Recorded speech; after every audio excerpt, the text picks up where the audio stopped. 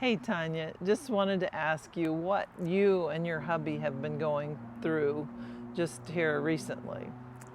Well, my husband had a major heart attack when he was 40, and his heart was damaged, and we've struggled with it throughout all these years. He currently has an LVAD, which is pumping his heart for him because this heart was not pumping enough to get the blood through the body. And then we're currently waiting for find a heart so he can have a heart transplant. And then during the midst of this, I was diagnosed with breast cancer. And what happened was one of my best friends was diagnosed with breast cancer.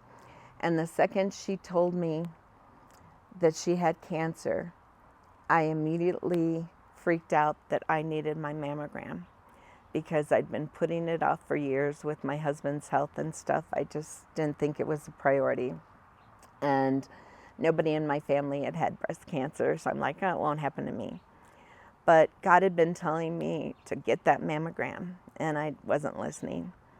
So I called, got it scheduled, went in, and sure enough, I had stage 2 breast cancer. That was already spread to the lymph nodes, and so we had to do surgery, and we started chemotherapy. And that's when all my world changed. And so during the chemo, I had been hospitalized 3 times within 2 months. First, I went in because I had severe pneumonia and started going septic. And then a few weeks later, I had tachycardia, where my heart rate was up in the 160s. And so they hospitalized me then, and they couldn't find anything wrong, so they sent me back home, and I did another round of chemo, and then I had a stroke, my first stroke. And so that was my first stroke of 3.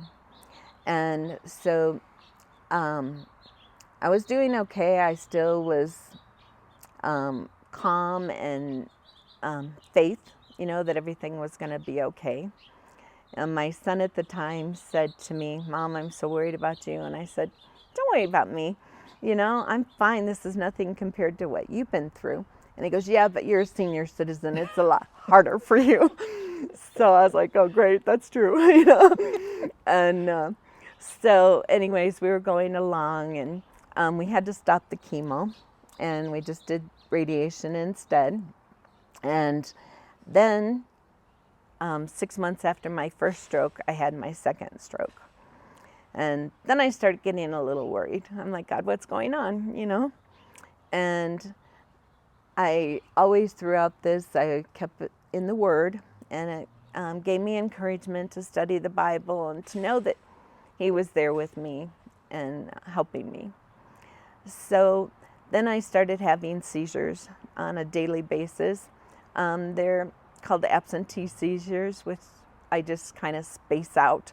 And they were happening every day, multiple times a day. And I still have them. And also a few side effects. I've been so blessed that the side effects from the strokes have been minor.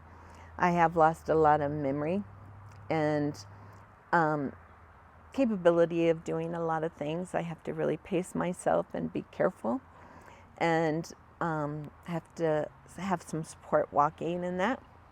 But could have been so much worse.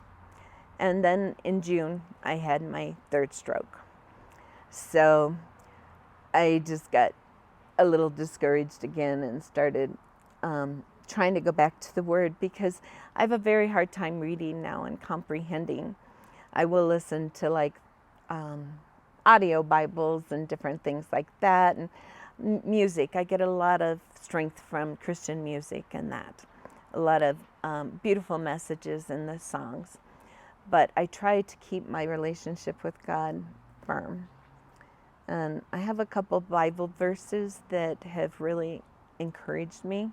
Maybe you could share those if you You want. know, the first one that everybody clings to is, "I know the plans I have for you, plans not to harm you." And that's a special one. But My favorite verse is Jeremiah 31:3. And that one is, I have an everlasting love for you. And that means so much to me because it's like sometimes it's easy to get discouraged that if God knows the plans for us and he doesn't want to harm us, then why does all this stuff happen? And then if you buckle it together with, I have an everlasting love for you, you know that he loves you. And he reminds you that, he has such powerful love. And then lately I've been reading a lot in 1 Corinthians. And there's this verse that I found to be so helpful. And it's often misquoted. It says that a lot of people say, God won't give you any trials greater than you can bear. But you got to read on, because it really says, but when you are tempted, he will also provide a way out so that you can endure it. And he doesn't say it'll go away. He doesn't say, I'm not going to give it to you. He just says, I'm there with you, and I will give you the strength to go through this. And that means so much to me. And I claim that promise all the time. Wow. So powerful. Yes. So amazing what you've been through.